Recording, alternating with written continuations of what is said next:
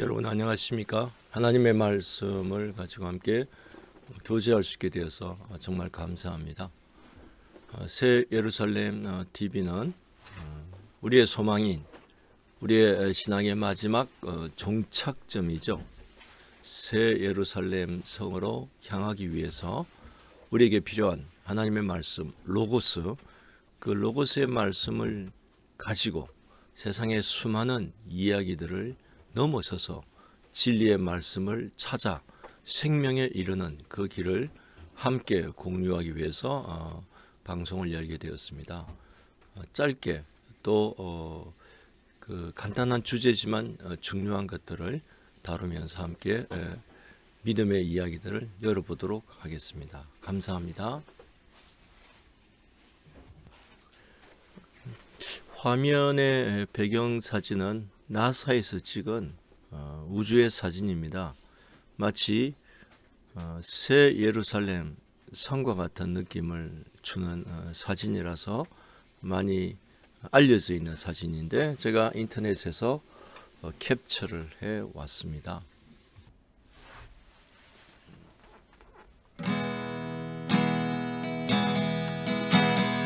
성령이여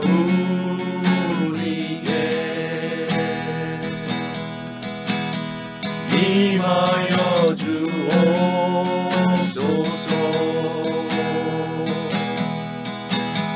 주님의 큰 능력은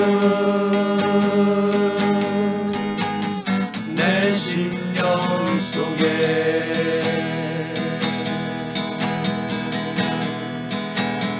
주님은 생명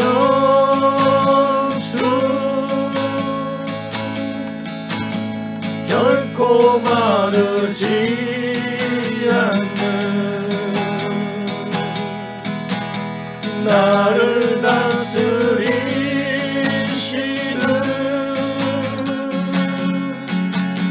나의 구세주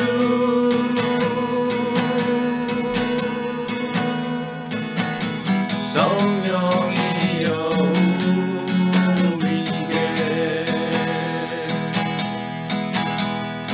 임하여 주옵소서.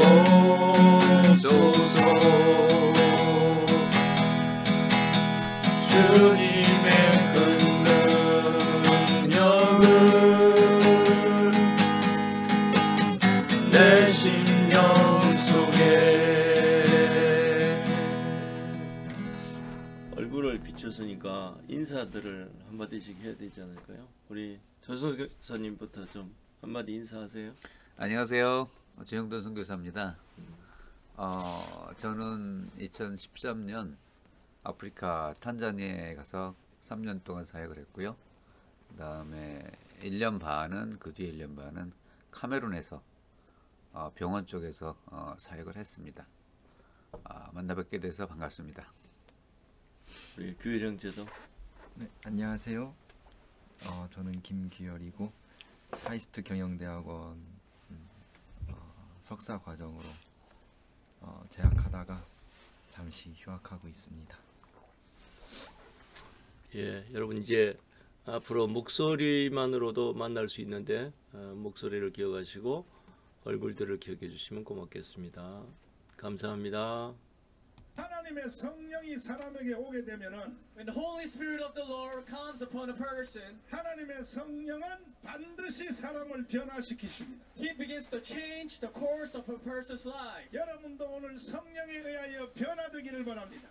I pray that you could be changed by the work of the Holy Spirit. 성령이 사람을 변화시키는 방법이 세 가지가 있습니다. And there are three elements that God uses when He changed the person through the works of the Holy Spirit. 첫 번째가 말이라고 했습니다. 말. And first is the language. 주의 성령이 우리에게 오시게 되면 When the Holy Spirit of the Lord comes upon us, 어린이들은 장래일을 말할 것이요 그랬습니다. the Bible says that the children will speak there's something in the future. 지난주 말씀을 기억하십니까? Do you remember last week's sermon? 지금 여러분과 제가 쓰는 모든 말은 다 바벨탑의 언어를 쓰고 있다 그랬습니다. I told you we have used the language of the Tower of Babel. 인간이 자꾸 죄를 지니까 Because people continue to be seen. 하나님이 처음 사람에게 주셨던 능력을 줄이기 위하여 God wanted to diminish the capacity that He has given to us human beings. 인간의 말에다가 하나님이 저주를 한 것입니다. So God had to curse.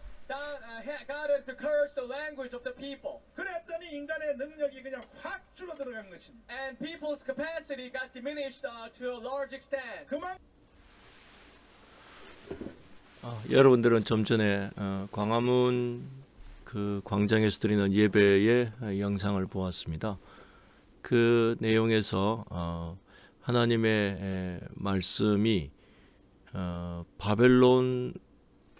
바벨탑 사건에서 어떻게 왜곡되고 또 그 바벨탑 사건을 통해서 범죄하는 사람들의 능력이 제한되는, 그래서 하나님의 말씀과 사람들의 말 사이의 어떤 차이를 설명하는 내용을 들었을 것입니다. 오늘 저희가 다룰 주제가 유사해서 제가 그 동영상을 인용을 했습니다. 우리가 계속 다룰 말씀 로고스와 워딩에 관한 두 번째 강의입니다. 세상에는 로고스를 왜곡하는 워딩이 분명히 있습니다. 이 로고스의 왜곡이 사실은 죄의 시작이고 또 어둠의 시작이고 또 사단의 권세의 출발점이라는 것을 다시 한번 말씀을 드리고 싶습니다. 여러분 화면에 두 색깔이 보이시죠? 그 색깔 위에 색깔의 이름이 적혀 있습니다. 다크 오크, 다크 해남. 저도 이 이름을 처음 보았습니다. 여러분들 대부분이 이 이름을 처음 보셨을 것입니다. 미술을 전공하시는 분들은 아는 경우가 있겠지만은 일반 분들은 모릅니다. 근데 왜 이 그 색깔의 이름을 제가 썼냐면요. 이 색깔을 만일에 다른 사람에게 알려주고 싶을 때 이 색깔의 이름을 모르면은 우리가 설명할 수가 없습니다. 내가 어떤 색깔의 페인트, 오늘 그 화면에 있는 다크 해남을 벽에 칠하고 싶고 다크 오크를 천장에 칠하고 싶다.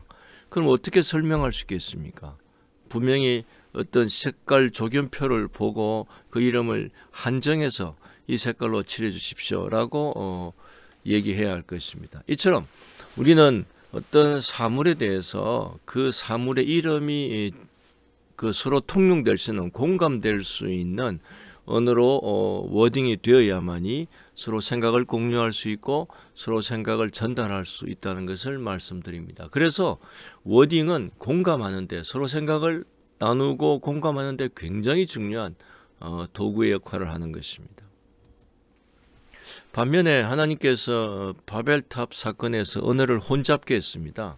서로 뜻은 같은데 입으로 나오는 말이 다른 거죠. 뭐 영어가 다르고 독일어가 다르고 러시아가 다르듯이 서로 다른 워딩을 하기 때문에 결국은 서로 대화가 되지 않고 자기의 역량을, 사람들의 역량을 서로 결집시킬 수 없으니까 바벨탑을 쌓을 수가 없게 되는 것입니다. 그러므로 언어에서 워딩을 통해서 공감하는 그 용량이 줄어들수록 사람의 힘의 결집이 줄어든다는 아주 중요한 것을 하나님은 바벨탑 사건에서 우리에게 보여주고 있는 것입니다.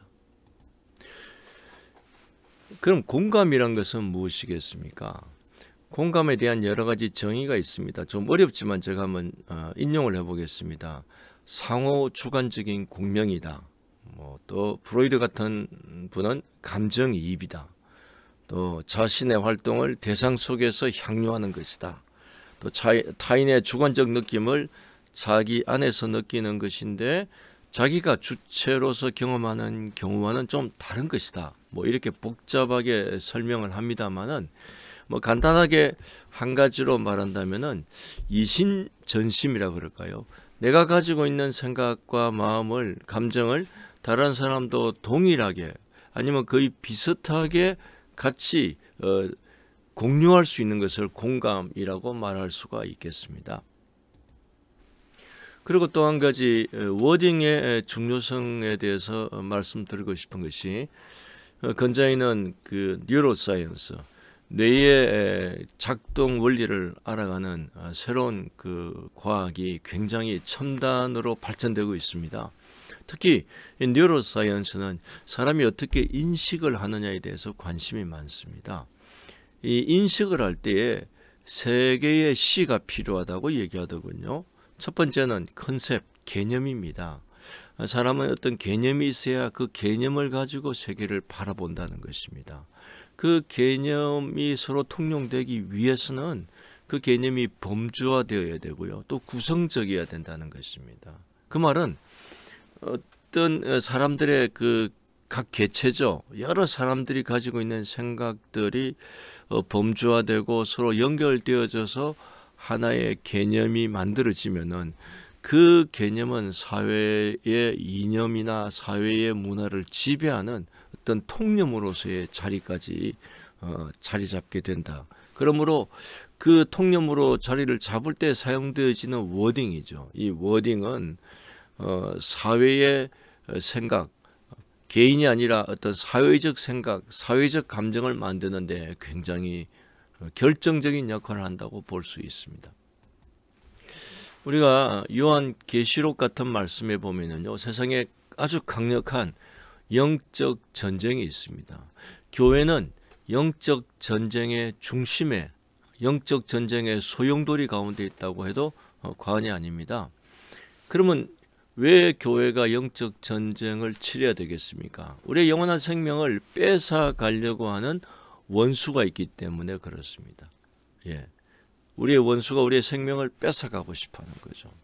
그래서 우리의 생명을 지키기 위해서는 사실은 세상과 싸워야 되고 영적 전쟁을 해야 되는데, 처음 에덴에서도 그랬지만은 이 영적 전쟁의 핵심 도구가 뭐냐? 적이 사용하는 첫 번째 도구가 바로 워딩입니다. 워딩.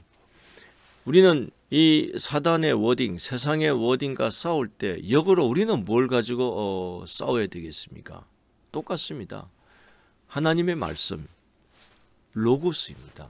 그래서 오늘 교회는 하나님의 말씀인 로고스에서 나오는 워딩, 그 워딩이 우리의 영원한 생명을 지켜주고 보호합니다.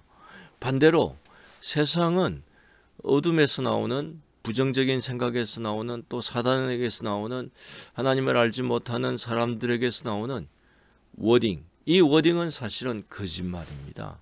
거짓의 압이라고 했지 않습니까? 그 거짓을 통해서 우리를 생명을 잃어버리고 멸망에 이르게 하는 그런 워딩과의 전쟁, 이 전쟁이 우리의 영적 전쟁의 핵심이라고 말할 수 있습니다.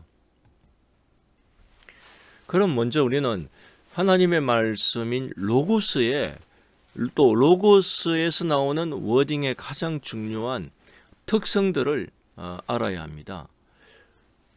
이 로고스는 요한복음 14장 6절에 보면요, 예수께서 가라사대 내가 곧 길이요 진리요 생명이니 나로 말미암지 않고는 아버지께로 올 자가 없다, 이렇게 말씀하십니다. 예. 예수님은 예수님을 통해서 아버지께로 갈 수 있다고 말씀하신 것입니다.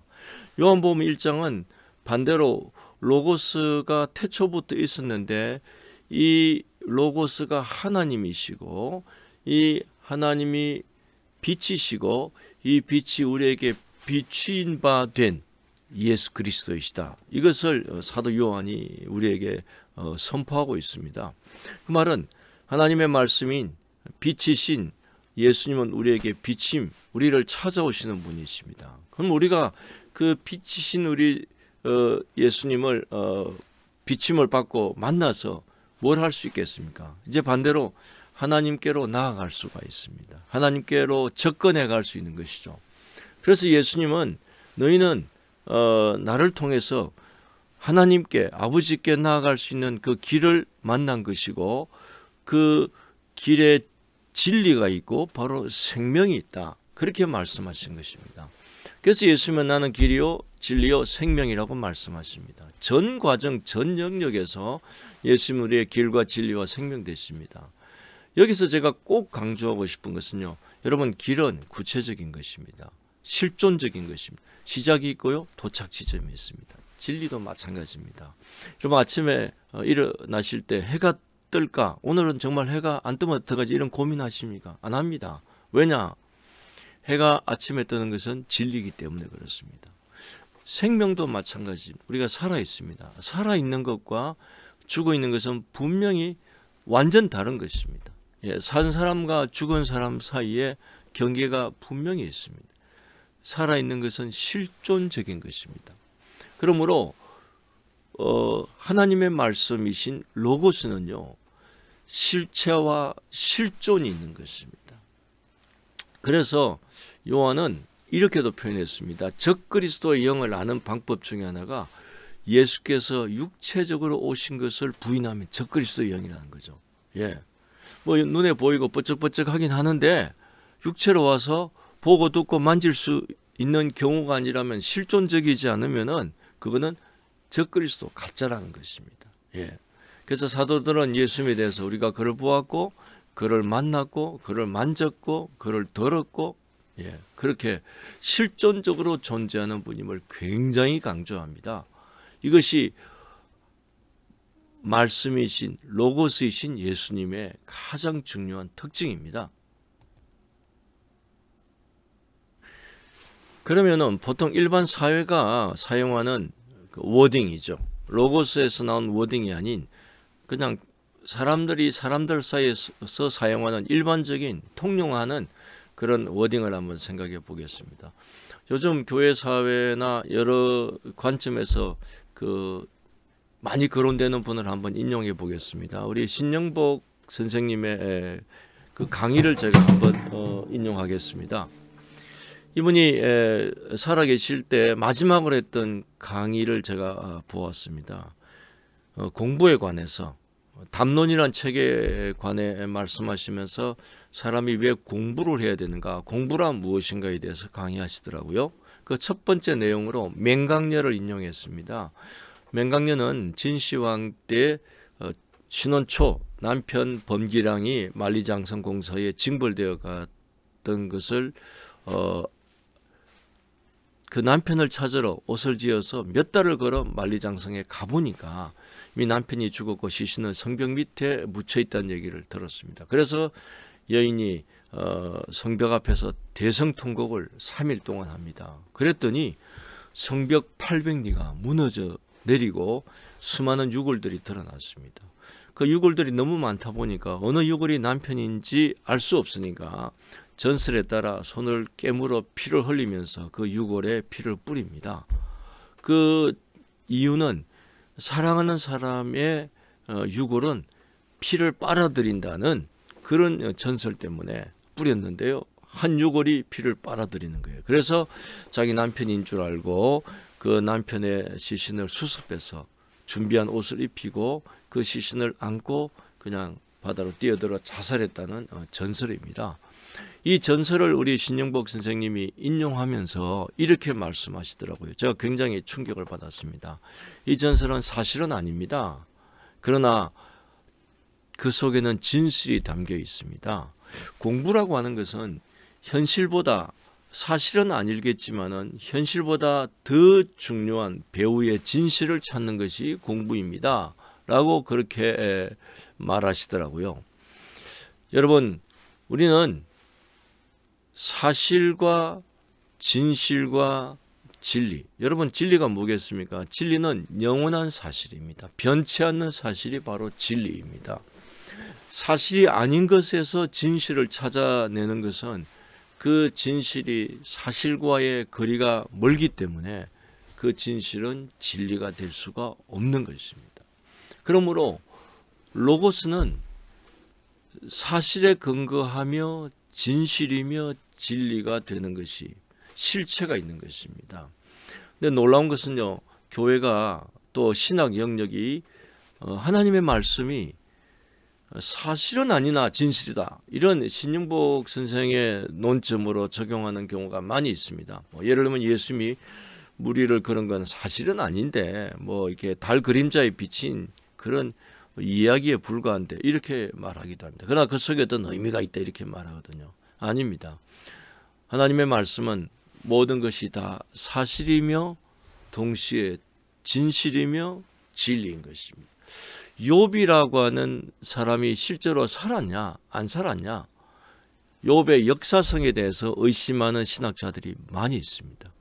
이것은 굉장히 위험한 것입니다. 굉장히 위험한 것입니다. 여러분, 하나님의 말씀은 사실이고 진실이고 현실이고 실존이고 실체입니다. 여기서 벗어나는 것은 로고스에서 벗어나는 것입니다.